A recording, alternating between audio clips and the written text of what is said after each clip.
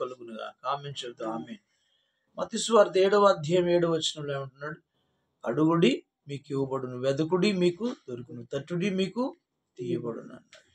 కాబట్టి నీకు కావలసిన భౌతిక సంబంధమైన అవసరతలు అడగక మునిపే ఆయనకి తెలుసు అని కూడా లేఖనాలు ఉన్నాయి కదా.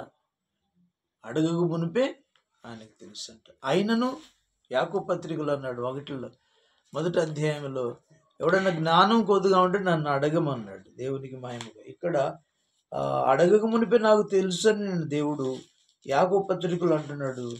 ఎవడైనా జ్ఞానము కొద్దుగా ఉందో వాడు నన్ను అడగవాలని అన్నాడు. దేవునికి మహిమ కలుగునుగా. యాకోబు పత్రిక మొదటి అధ్యాయము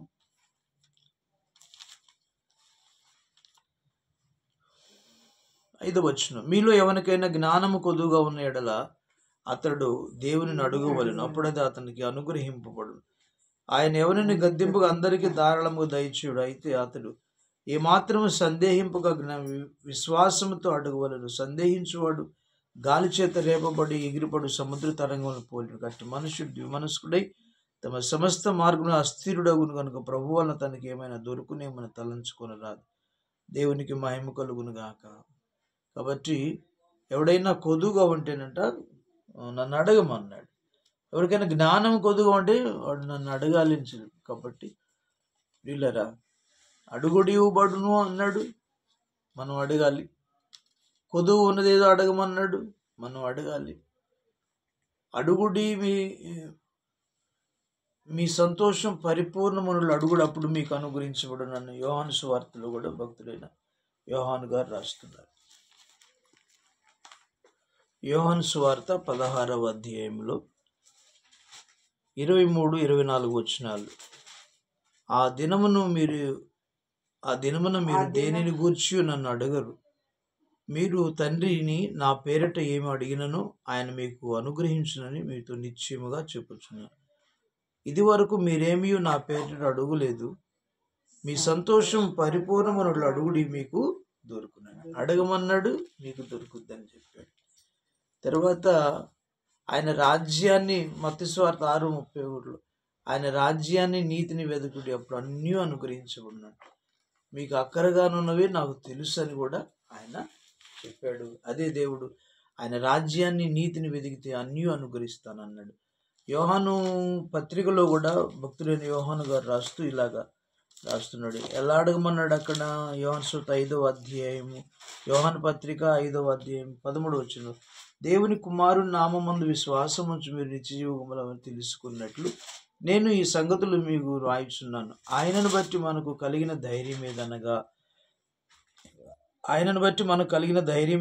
ఆయన చిత్తానుసారంగా మనం ఏది అడిగినను ఆయన మన మనవి ఆలకించునన్నది. మనమేమి అడిగినను ఆయన మన మనవి ఆలకించునని మనం ఎరిగిన ఎడల మనం ఆయనను వేడుకోరినవి మనకు కలిగినవని ఎరుగుదుము. దేవునికి మహిమ కలుగునుగా. కాబట్టి ప్రభునందు ప్రియమైన వాళ్ళరా, ఆయన చిత్తానుసారంగా మనం ఏది అడిగినా అది మనకు అనుగ్రహిస్తాడని బైబిల్ గ్రంథంలో మనం చూస్తాం. మన సొంత విషయాలు, భౌతిక సంబంధమైన విషయాలు దేవుడిని అడిగినట్లుగానే ఆత్మ సంబంధమైన విషయాలు కూడా, ప్రభువా నీ రక్షణ మాకు దయచేయ, పాపక్షమాపణ దయచేయ, నిత్య జీవం దయచేయ, నిత్య రాజ్యం దయచేయ, నీ ఆత్మనివ్వయ్యా, అన్నిటికంటే ప్రాముఖ్యమైనవి అడగాలి మనం. తండ్రి రక్షణ దయచేయి, నాకు, నా పిల్లలకు, నా సంఘానికి, దేశానికి ఆత్మ సంబంధమైన స్వస్థత దయచేయమని, రక్షణ దయచేయమని అడగాలి, పాపక్షమాపణ దయచేయమని అడగాలి, నిత్య జీవమును అనుగ్రహించు, నిత్య రాజ్యమును అనుగ్రహించమని అడగాలి. ఆ తర్వాత నిత్య నరకం నుంచి మమ్మల్ని తప్పించేయని ప్రార్థన చేయాలి. ఆయన ఆల్రెడీ మన కోసం తన ప్రాణమును శిలువలో ధారపోసి మనల్ని విమోచించాడు. రక్తమును చింది మన పాపములు విమోచించాడు. తాను శిలువలో మన కోసం మరణించి మనలను బ్రతికించాడు. అపరాధముల చేత ఐఫీసీ 2:1 అపరాధముల చేత పాపముల జన్మ చచ్చుండుగా ప్రియకుమారుని ద్వారా మనల్ని బ్రతికించాడు. అంటే చచ్చిన మనల్ని బ్రతికించాడు. తండ్రికి మనకు లేని సమాధానం లేని స్థితిలో తండ్రిని మనల్ని సమాధానపరిచాడు. ఆరిపోయిన మన దీపాలను వెలిగించడానికి తన ఆత్మను మనకు అనుగ్రహించాడు. సిలువలో మన కోసం మన శిక్షణ ఆయన భరించి మన శిక్షను కొట్టివేశాడు. నిత్య నరకానికి వెళుతున్న మనం తప్పించి ఆయన శిలువలో నరకయాతన అనుభవించి మనకు నరక శిక్షణ నుండి శిక్షను తప్పించాడు, కొట్టివేశాడు శిక్షని. అదే రీతిగా అశాశ్వతమైన జీవితం నుంచి నిత్యము జీవించే జీవితాన్ని ప్రభువారు మనకి ఆయన ప్రియకుమారుని ద్వారా తండ్రి అయిన దేవుడు మనకు అనుగ్రహించాడు. అలాగా అవి ఆత్మ సంబంధమైన విషయాలు మనం దేవుని దగ్గర స్తుతిస్తూ ఉండాలి, వేడుకుంటూ ఉండాలి. ఇవి రక్షణ పొందని వారికి ఇంకా రక్షణ పొందటానికి వాళ్ళు దేవుని వేడుకుంటే అది అనుగ్రహిస్తాడని దేవుని వాక్యం.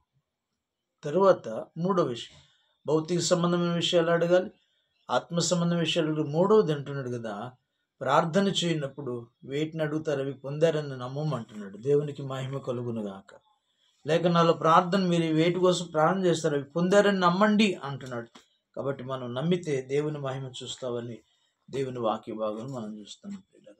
ఈ రోజున కొన్ని ప్రార్థన అంశాలు మనం ధ్యానించుకుందాం. దేవునికి మహిమ కలుగును.